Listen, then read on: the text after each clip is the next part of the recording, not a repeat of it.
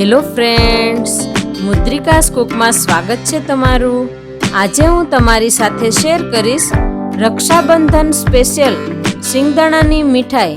તે ત્રણ જ વસ્તુમાંથી બની જાય એવી ખાવામાં એકદમ મુલાયમ અને ટેસ્ટી લાગે છે અને વળી ઓછા ખર્ચામાં અને ફટાફટ બની જાય એવી એકદમ નવી રીતે સિંગદાણાની મીઠાઈ। તો કેવી રીતે બનાવવી એ જોઈએ।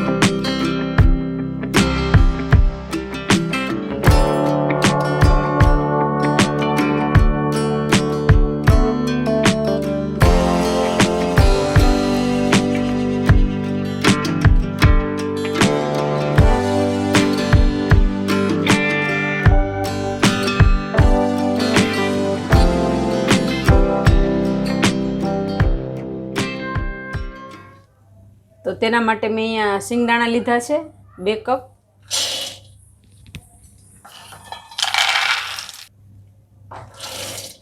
હવે આ સિંગદાણાને શેકી લઈશું। ગેસની ફ્લેમ મેં ચાલુ કરી દીધી છે। મીડિયમ ગેસ પર આપણે સિંગદાણાને શેકી લઈશું। સિંગદાણા શેકાઈ ગયા છે। હવે ગેસની ફ્લેમ મેં બંધ કરી દીધી છે। આ રીતની ફોતરી ઉખડે એવા આપણે શેકવાના છે। હવે થોડીક વાર હલાવશું ગેસ બંધ કરીને અને પછી ઠરવા દઈએ એટલે ફોતરી ઉખડી જશે। તો હવે આપણે ઠરવા દઈશું।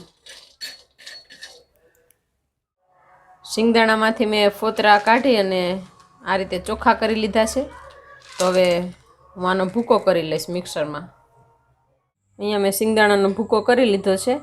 આ રીતનો ભૂકો થઈ ગયો છે। હવે આપણે ચાસણી લઈ લઈશું। હવે હું અહીંયા ચાસણી લેવા માટે અડધો કપ ખાંડ લઈશ। 2 કપ મેં સિંગદાણા લીધા છે એની સામે અડધો કપ ખાંડ લેવાની છે। પછી તમારે જે પ્રમાણે ગળ્યું કરવું હોય એ પ્રમાણે કરી શકો। હવે ખાંડ ડૂબે એટલું જ આપણે પાણી લેવાનું છે,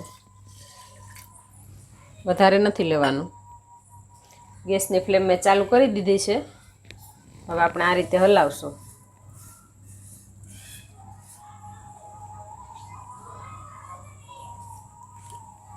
આ રીતે આપણે સતત હલાવવાનું છે। ખાંડ પીગળી રહી છે।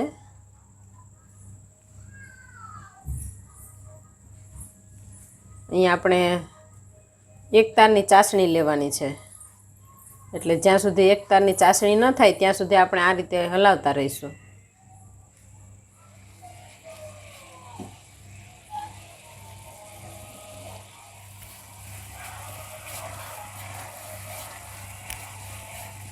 આ રીતે આપણે હલાવવાનું છે। વચ્ચે વચ્ચે આપણે જોઈ લેવાનું છે કે ચાસણી આવી નથી ગઈ ને, તો આ રીતે જોઈ લેવાનું। હજી ચાસણી નથી આવી।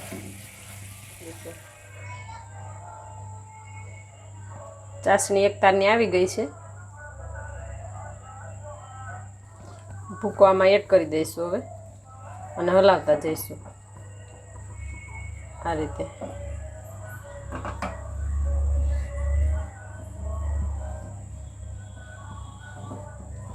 ગેસની ફ્લેમ હવે બંધ કરી દઈશું।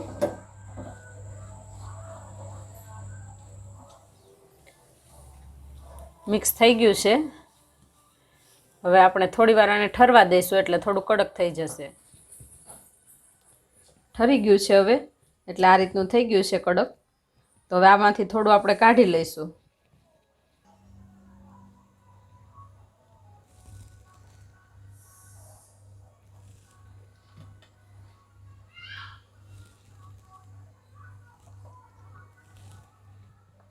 થોડું મેં આમાં કાઢી લીધું છે। હવે એમાં આપણે ડ્રાયફ્રૂટ એડ કરીશું।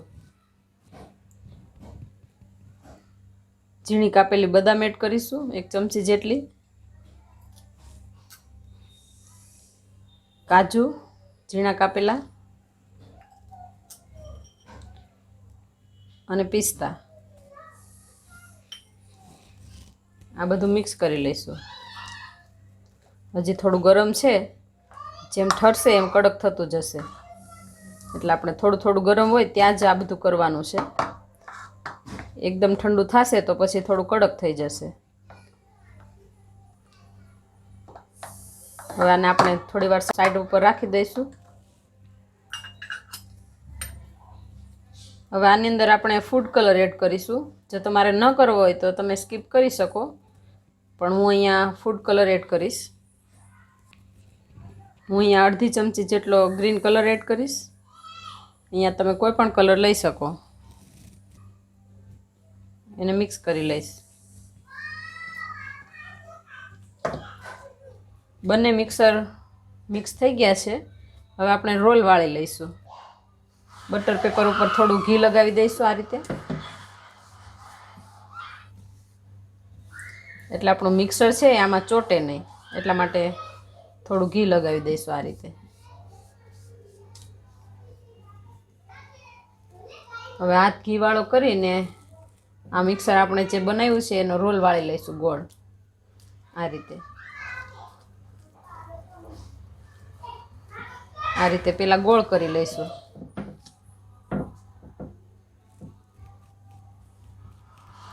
હવે આ રીતે ચોરસ બને એ રીતે આપણે શેપ આપી દઈશું આ રીતે. આ રીતે પ્રેસ કરીને ચોરસ બનાવી લઈશું.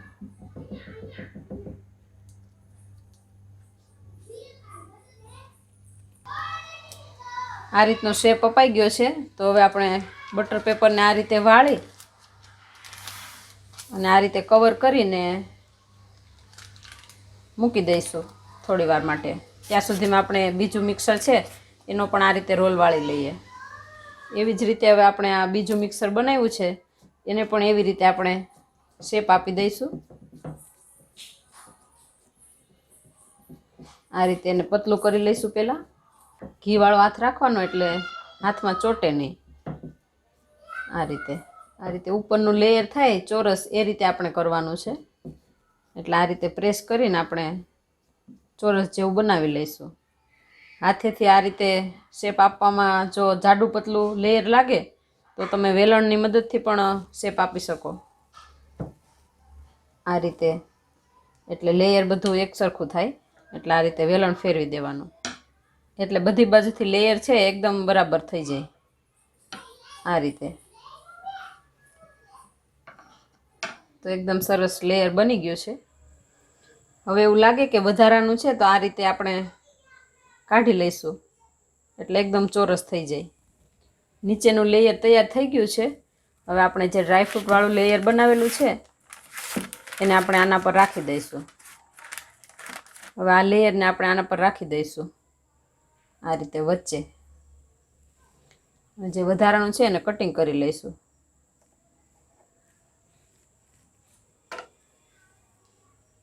હવે આ જે નીચેનું લેયર છે એને આના પર આ રીતે કરી દઈશું, એટલે ચોરસ બની જાય આ રીતે. હવે આ બાજુથી પણ આપણે આ રીતે જ ઉપર લેયર રાખી દઈશું.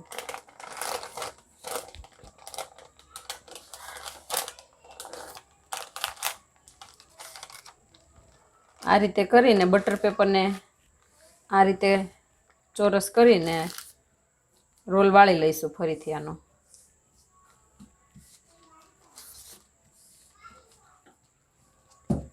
આ રીતે મેં ચોરસ બનાવી લીધું છે. હવે આપણે 10 મિનિટ માટે આને ફ્રીજમાં રાખી દઈશું. આપણે 10 મિનિટ માટે ફ્રીજમાં રાખેલું હતું સેટ થવા માટે, તો સેટ થઈ ગયું છે. હવે આપણે જોઈ લઈએ. એકદમ સરસ સેટ થઈ ગયું છે. હું અહીંયા વરખ લગાવું છું. વરખ લગાવવું બિલકુલ ઓપ્શનલ છે, તમારે ન લગાવવું હોય તો તમે સ્કીપ કરી શકો. વરખ લગાવી લીધું છે. હવે આપણે આના પીસ પાડી લઈશું. તમારે જે પ્રમાણે નાના મોટા રાખવા હોય એ પ્રમાણે તમે રાખી શકો.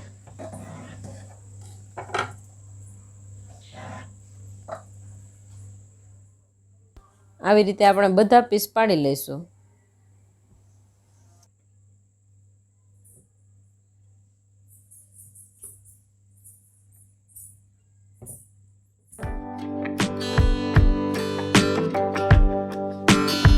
તો બનીને તૈયાર છે રક્ષાબંધન માટેની સ્પેશિયલ મીઠાઈ.